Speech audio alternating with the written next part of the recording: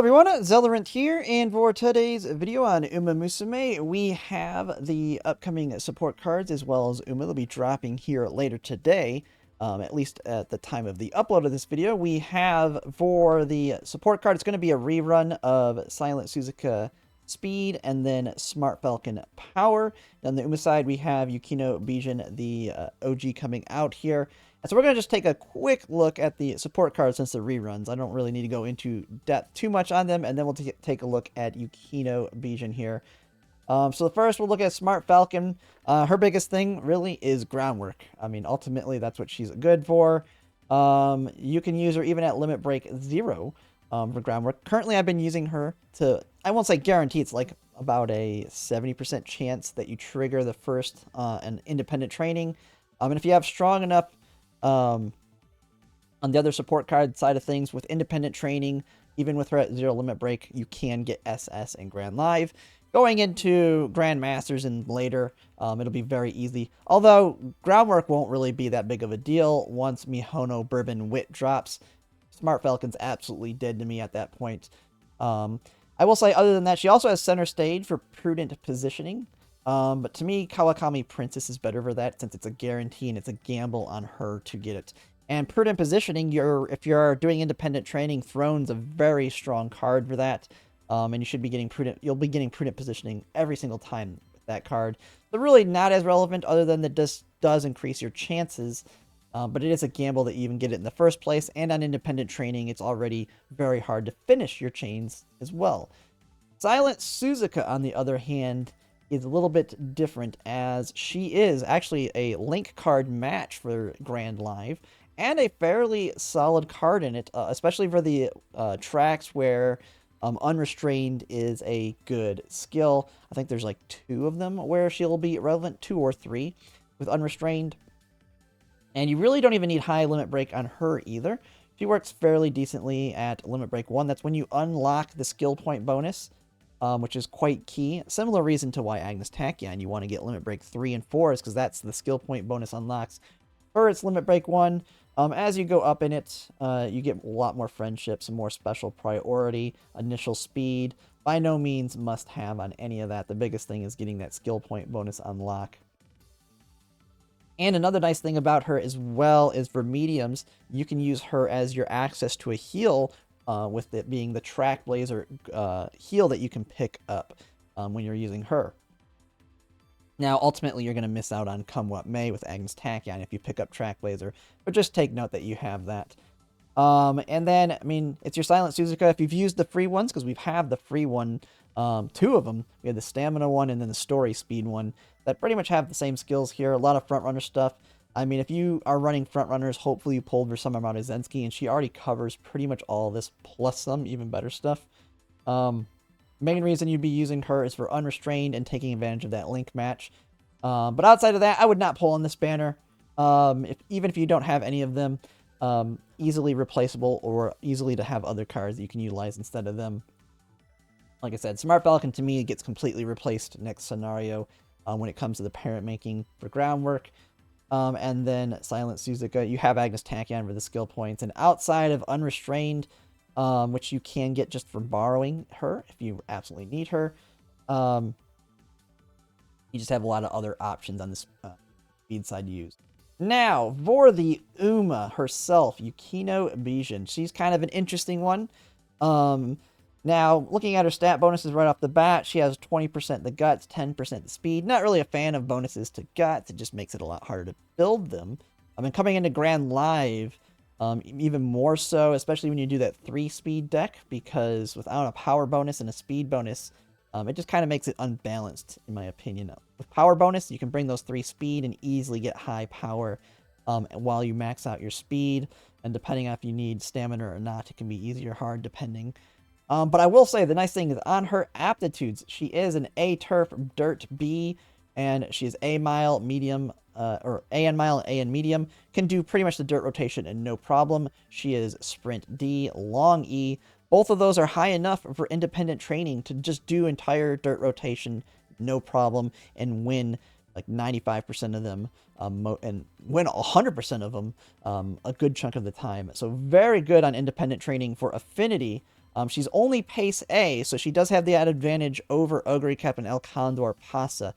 The big negative, though, is her unique skill, unlike El Condor Pasa and Ogre Cap, which does have relevance when it comes to inheritance. Not really a big fan of her unique.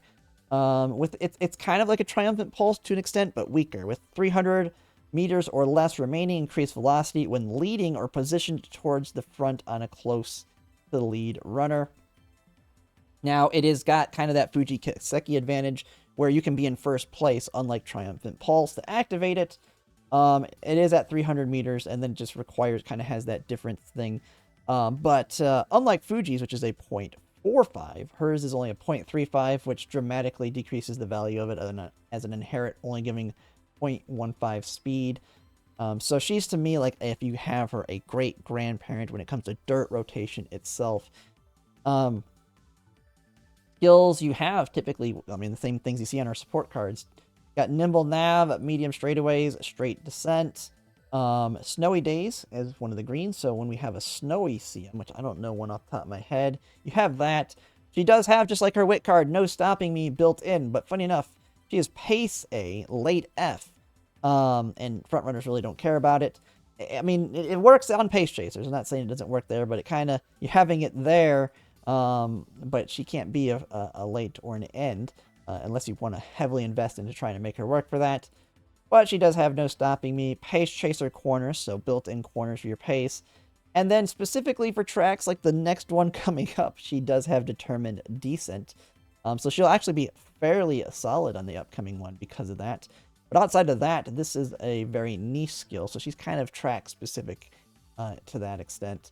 Then has full tilt, what is this? Morioka race course, head on, corner acceleration, downhill speedster, and wind runner. Head on being very nice, having your other good gamble. So she kind of has all of her accelerations primarily built in for pace.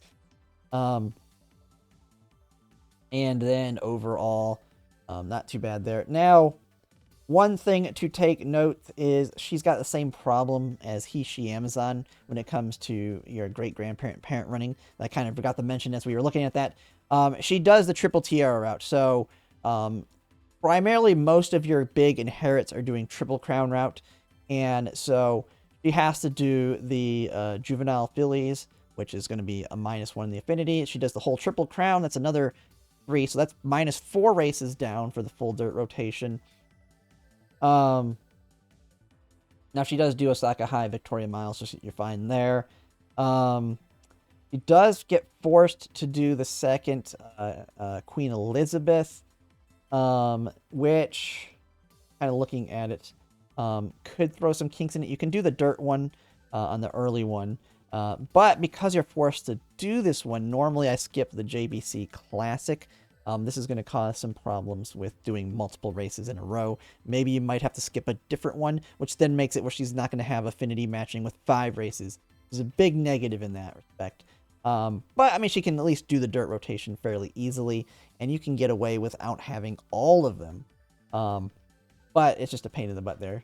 And then last, when it comes to evolutions here, for no stopping me evolution, I believe it makes it last long, right?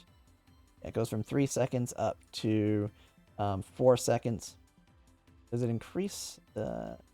I don't think. Everything else is the same. It's just a little bit longer. And then you have the... this determined descent evolution here. Determined descent. 4 seconds of 0.3. That's just longer again here, right? Yeah. Just makes it longer. I think this one gives you speed attached to it as well. So you get the acceleration, and then when you get to the 300, you get a speed. So not only do you get that gamble on the acceleration, you get a speed increase. To me, nothing too crazy on her evolutions when she eventually gets them. So to me, she's fairly easy to skip unless she's an Oshi. If you end up picking her up in the future, though, no, you can just kind of do dirt rotation. But just like Hishi Amazon has the problem of doing the triple tiara, which really hurts the affinity and the overall dirt rotation. But yeah, that's Yukino Bijin. When it comes to what we have coming up, when you kind of want to think about other Umas that might be impactful, Seeking the Pearl, very good mile sprinter. Uma. You have Dietary Ruby Power, which is a quick, you can pick, just dip in there, pick up a copy of her for her a gold skill that you want to use on some of the tracks. Now, a lot of people might not even want to dip your toes in that one because you always can skip. You have Aston Machan for sprints coming up. You have, let's see, another big one up here. I have a lot of skips there. You have Die with Scarlet, which is a good long front runner. Then you have Narita Bryan Blaze for your pace chasers on longs. Narita Fetus on black, New Year's for mediums. So there's a lot of other Umas that are coming up that are kind of more meta pickups if you're wanting to chase the meta. Or, but none of them really are big inherit Umas in that you're picking them up as a inherit. Now you're picking up most of these coming up primarily as just being an ace. Outside of, I know Aston Machan, she's a good inherit for your sprints, but also a good sprinter herself. So easy skip on Yukino Bijin, unless she's an Oshi, in my opinion. But that's pretty much it for now. And if you like my content, if you like, comment, subscribe, it really helps. And thanks for watching.